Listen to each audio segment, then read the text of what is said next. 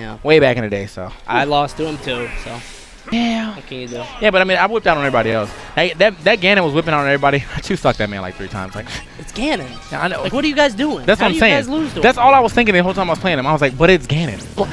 I mean, no offense to all the Ganon players out there, but like, oh my god, like. I didn't really whip out on him like 2 times. I mean, I didn't really 3-stack him 2 times, but I definitely, that first game was mad dominant. Second game was a little closer, but it was still dominant. Yeah. And I was just like, I don't know. Well, one, because Ganon's come through on my stream, so I'll be ready. But anyway, moving on. Enough about me. Talking about Kenny versus GimR right here.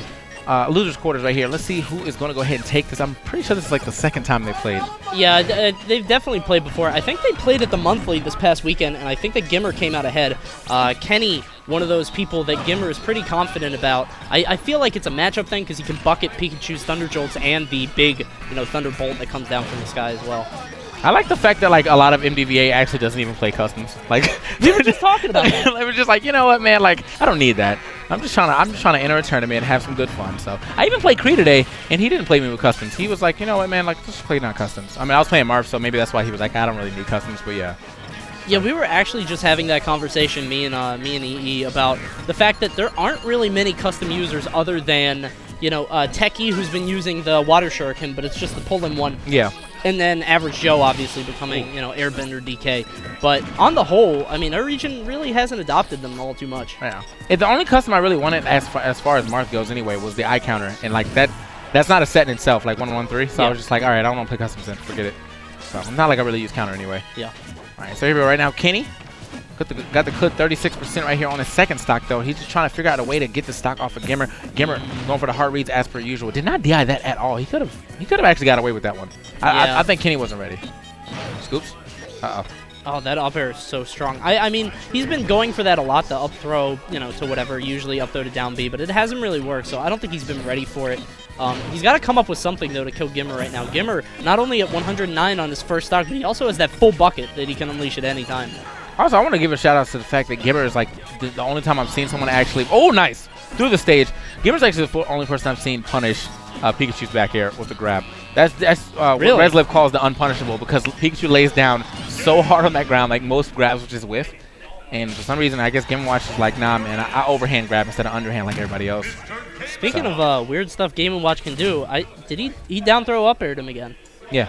He did that first stock. I didn't know that he could do that. Yeah, well, I mean, I think you can jump out of it if he has rage, but I think Kenny wasn't ready. But well, testing, everyone has a hoo-ha. Just no one cares because it's not Diddy. You're right. You're right. Well, it's the fact that the second hit hits, because usually the first hit hits you kind of far enough away, so that doesn't matter. But I don't know. So it looks like we are considering our options for Game 2. We're going to Final Destination, no character change, which was not, expected. These guys play their characters, and that's about it. All right, here we go. I want to see what kind of adjustments they're going to make. I mean, there's not really much to say about the last match. It just looked like Kenny jumped into GimR a lot, I guess is the thing to say, and he got hit by those down throw up airs, and GimR just really shielding and taking all the offense that Kenny's trying to throw at him. Kenny's just throwing out hitboxes. All right.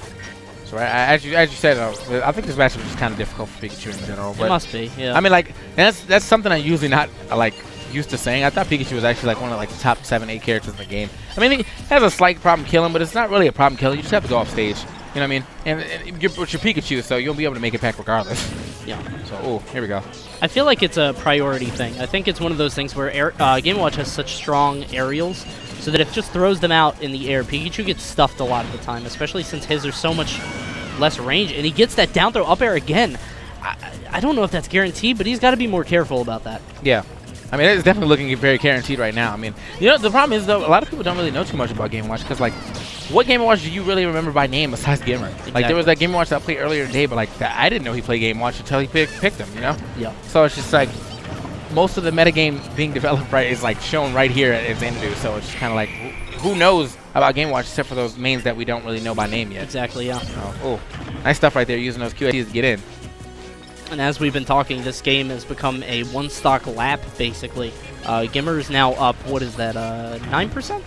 Oh, now it doesn't even matter. But he's up a whole bunch. And Pikachu is one of those characters that has a lot of difficulty killing, so Kenny's got to come up with something very soon to be able to shave off this first stock and then come up with a game plan for the second game, or the second stock. Oh, that looked like a bait, but he actually edge canceled it. Fell right off the side. Oh! He's got to tech Good that. tech. Good tech. For some reason, I feel like a lot of people miss that tech because they're used to like Game & Watch's hits and brawl. Yeah. Where it didn't hit nearly as many times, and so they'll tech early and then they end up missing it. But yeah. Kenny was like, nah, man, I'm wary of this. So he gets that up smash off the F air, but he's down to 95% right now. GimR not going for the down throw up air, but he's going to go for it there. It's got to be guaranteed. It's got to be guaranteed. Because did you see the first time when he did use the neutral air? That looked super guaranteed. So I think there's actually enough time for him to actually get the down throw. Was that all 4 kills? Yeah, was that guaranteed? Down throw up air? Okay. I guess so.